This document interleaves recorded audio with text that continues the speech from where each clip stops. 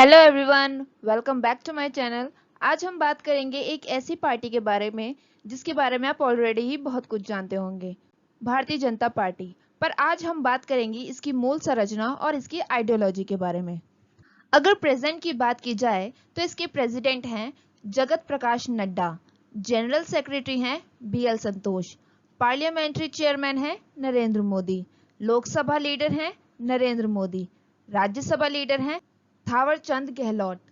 जैसा कि आप जानते हैं, बीजेपी एक राइट विंग पार्टी है जिसका ऑफिशियली फॉर्मेशन 6 अप्रैल 1980 को हुआ, पर इसकी मूल संरचना 1951 में बने भारतीय जनसंघ पर आधारित है।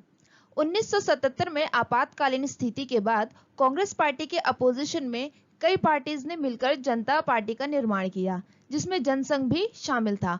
परंतु 1980 में यह गठबंधन टूट गया और इसके बाद से ही जनसंघ ने भारतीय जनता पार्टी का रूप ले लिया। आइए जानते हैं इसके बारे में और डिटेल में। जनसंघ के नाम से प्रसिद्ध भारतीय जनसंघ की स्थापना डॉक्टर श्यामा प्रसाद मुखर्जी के द्वारा कांग्रेस के विरोध में एक ऐसी पार्टी बनाई जो राष्ट्रवाद के समर्थन में थी, जिसका उद्देश्य भारतीयों के हिंदू सांस्कृतिक पहचान को संरक्षित करना और कांग्रेस तथा प्रधानमंत्री जवाहरलाल नेहरू के मुस्लिम और पाकिस्तान को लेकर तुष्टीकरण को रोकना था। 1952 में पहले लोकसभा चुनावों में जनसंघ को लोकसभा में केवल 3 सीटें प्राप्त हुई। इस समय तक पार्टी की कार्यसूची के मुख्य विषय सभी भारतीयों के लिए समान नागरिकता कानून, गौ हत्या पर प्रतिबंध और जम्मू कश्मीर के लिए दिया गया विशेष दर्जा खत्म करना था। इसके बाद यह पार्टी कई राज्यों में गठबंधन सरकार बनाने में सफल रही, पर 25 जून 1975 में प्रधानमंत्री इंदिरा गांधी ने देश में आपातकाल लागू कर दिया। जनसंघ ने इसका व्यापक विरोध आरंभ कर दिया। 1977 में आपातकाल खत्म हुआ। इसके बाद आम चुनाव हुए। इस चुनाव में जनसंघ ने भारतीय लोकदल, कांग्रेस और समाजवादी पार्टी के साथ विलय करके जनता पार्टी का निर्माण किया। इसका प्रमुख उद्देश्य इंदिरा गांधी को हराना था। 1977 में जनता पार्टी को विशाल सफलता मिली और मोरारजी देसाई की सरकार बनी। हालांकि विभिन्न दलों के बीच विवाद बढ़ने लगा और मोरारजी देसाई को त्यागपत्र देना पड़ा। 1980 में जनता पार्टी के विघटन के बाद बीजेपी नवनिर्मित पार्टियों में से एक थी। वैसे देखा जाए तो यह जनसंघ का ही एक रूप था।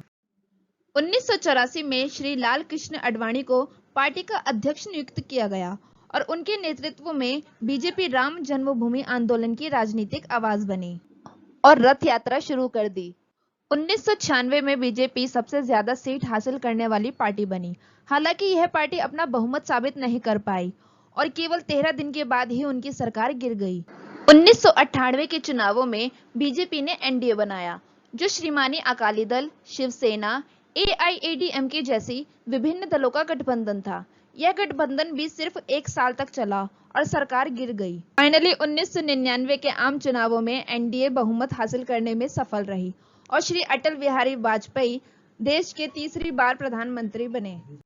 पर 2004 के आम चुनावों में एक बार फिर बीजेपी के हाथ से सत्ता चली गई और कांग्रेस की जीत हुई और 2004 से 2014 तक देश के प्रधानमंत्री श्री मनमोहन सिंह रहे। 2014 के आम चुनावों में बीजेपी 282 सीट और एनडीए के साथ 336 सीट हासिल की और बहुमत हासिल करने के बाद श्री नरेंद्र मोदी देश के 14वें प्रधानमंत्री बने। 2019 में बीजेपी ने दोबारा से बहुमत हासिल किया और 5 अगस्त 2019 को कश्मीर से धारा 370 को हटा दिया गया और कश्मीर का स्पेशल दर्जा खत्म कर दिया गया। इसी के साथ बीजेपी के द्वारा कुछ ऐसे बिल लाए गए जो अभी भी विवाद का विषय बने हुए हैं।